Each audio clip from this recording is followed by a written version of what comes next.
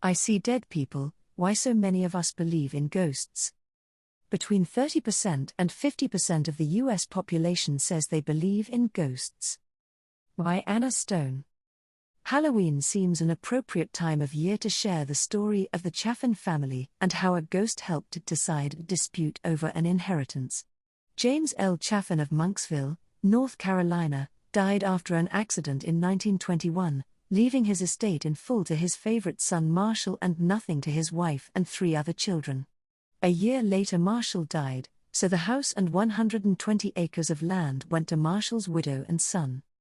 But 4 years later, his youngest son James Pink Chaffin started having extraordinary dreams, in which his father visited him and directed him to the location of a second, later will in which Chaffin Sr. left the property divided between his widow and the surviving children. The case went to court and, as you'd expect, the newspapers of the time went mad for the story. The court found in Pink's favor and, thanks to the publicity, the Society for Psychical Research, SPR, investigated, finally coming to the conclusion that Pink had indeed been visited by his father's ghost. Pink himself never wavered from this explanation, stating, "I was fully convinced that my father's spirit had visited me for the purpose of explaining some mistake." Unlikely as it might seem in the cold light of day, ghosts and hauntings are a mainstream area of belief. Recent studies by YouGov in the UK and the USA show that between 30% and 50% of the population says they believe in ghosts. Belief in ghosts also appears to be global, with most, if not all, cultures around the world having some widely accepted kind of ghosts. The existence of a ghost as an incorporeal, bodiless, soul or spirit of a dead person or animal is contrary to the laws of nature as we understand them, so it seems there is something here that calls for explanation. We can look at the worlds of literature, philosophy and anthropology for some of the reasons why people are so keen to believe. Blithe and vengeful spirits. The desire for justice and the belief in some form of supernatural protection, which we see in more major religions, address basic human needs. Ghosts have long been thought of as vehicles for justice. Shakespeare's Hamlet is visited by the ghost of his murdered father seeking revenge on his murderer. In Macbeth, meanwhile, the murdered Banquo points an accusing finger at the man responsible for his death. This idea has its equivalents today in various countries. In Kenya, a murdered person may become an ngoma, a spirit who pursues their murderer, sometimes causing them to give themselves up to the police. Or in Russia, the rusalka is the spirit of a dead woman who died by drowning and now lures men to their death. She may be released when her death is avenged. Ghosts can also be friends and protectors. In Charles Dickens's A Christmas Carol, Ebenezer Scrooge is helped by the ghosts of Christmas present, past and future to mend his hard-hearted ways before it's too late. In The Sixth Sense, spoiler alert, the ghost character played by Bruce Willis helps a young boy to come to terms with his ability to see ghosts and to help them to find peace.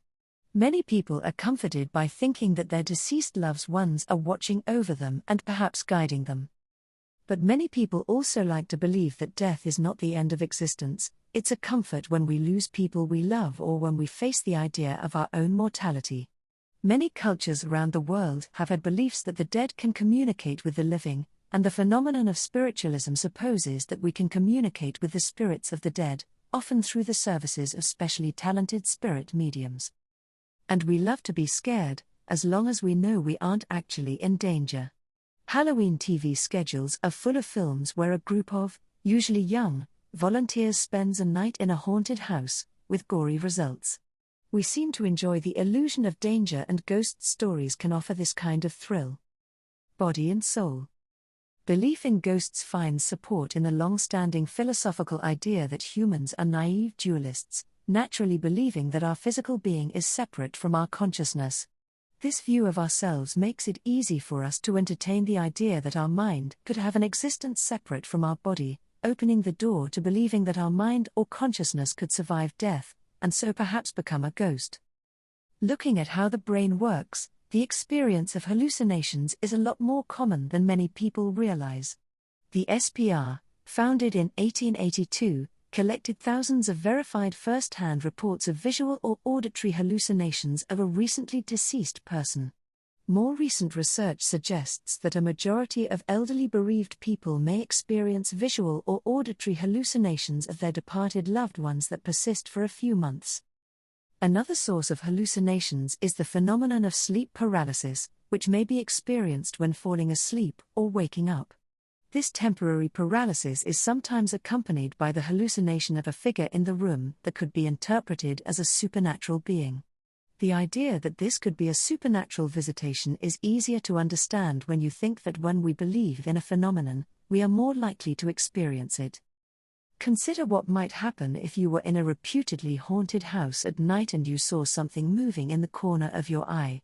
If you believe in ghosts, you might interpret what you saw as a ghost. This is an example of top-down perception in which what we see is influenced by what we expect to see.